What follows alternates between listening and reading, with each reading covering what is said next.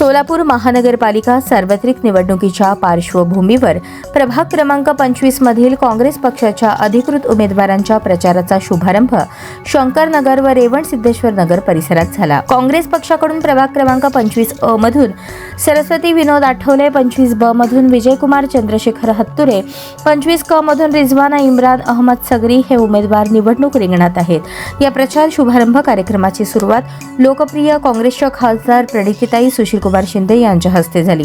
यावेळी रुग्णसेवक काँग्रेसचे ज्येष्ठ नेते बाबा मिस्त्री यांनी प्रचाराचा नारळ फोडून कार्यक्रमाची औपचारिक सुरुवात केली।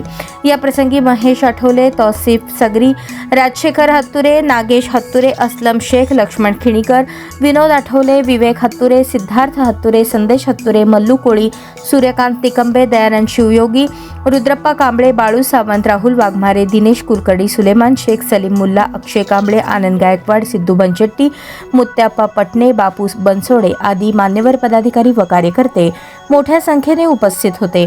यावेळी उपस्थितांना संबोधित करताना खासदार प्रणिती शिंदे म्हणाल्या, भाजप पैसा, धमक्या आणि रक्त सांडून हिंसाचाराच्या जोरावर निवडणूक लढवण्याचा प्रयत्न करत आहे।